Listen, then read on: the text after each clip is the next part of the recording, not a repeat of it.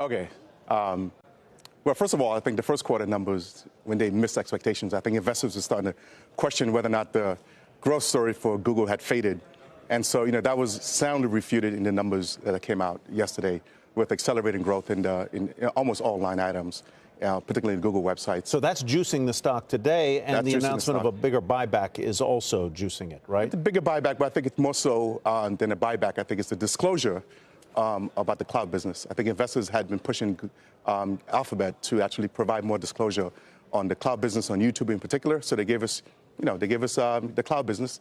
It's an $8 billion run rate. Last time they gave us that number in 2017. You've got a buy and a price target of $13.75 on it. I don't know where it is today. I lost the quote there. But at any rate, let's move on to Twitter, shall we? There's Alphabet at 12.51, and you have $13.75. So that's what, another 8-10% from here? Yeah, it's a decent upside. Let's move on to Twitter, which really knocked it out of the park.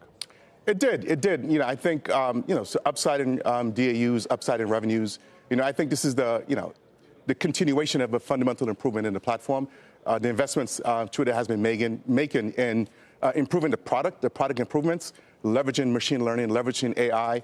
I think it's led to a better product, not just for users, but also for advertisers. So they have a better ad platform. But I think this is just the early stages of a multi-year turnaround for Twitter. I think there's still a lot more upside in terms of ad loads outside of the core U.S. timeline. I think there's room for them to continue to increase usage, mainly because of the health and safety initiatives that they have underway. Would that come from some of the other platforms? Because at a time when they're under a lot of regulatory fire about being monopolies and otherwise, it doesn't hurt to have a strengthened competitor who's, making its presence felt.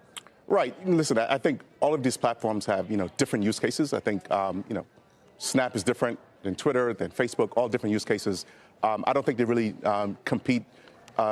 Maybe Instagram and Snap probably compete more directly, but I don't think Twitter really competes with any other platforms directly. For ad dollars, clearly they do. So, So does their win come at to anybody else's loss here, or?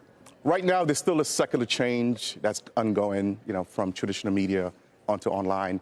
When it gets to online, where that ad dollar goes, Google has to fight for it, YouTube has to fight for it, search, video, Facebook, social media. And so, yeah, they do have to compete more aggressively against each other when it comes to the advertising dollar. All right, let's move on to Amazon, which has been one of the tech losers this week. My goodness, the growth in the web services succumbed and fell to a paltry 38%. Right. I mean, what's wrong with them? Right.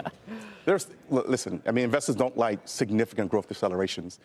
Couple that with margin contraction, which is what happened with AWS, and with costs moving on the shipping side. On the shipping, exactly. In the other thing, but turns out it was a little bit higher than the $800 million that they talked about that they were looking to spend. Is this a temporary pause for Amazon, or something more profound? There's nothing in that print that concerns me at all about the longer-term health of Amazon. The retail business continues to grow. Prime memberships is growing. Spend per Prime member continues to grow. I think AWS is still the leader in this rapidly expanding market. They have some competition via Google and Microsoft, but I think they can handle that as well. And plus, they're making a big push in advertising, and look out for Amazon in terms of what they're going to do over the next decade as far as being a major logistics provider.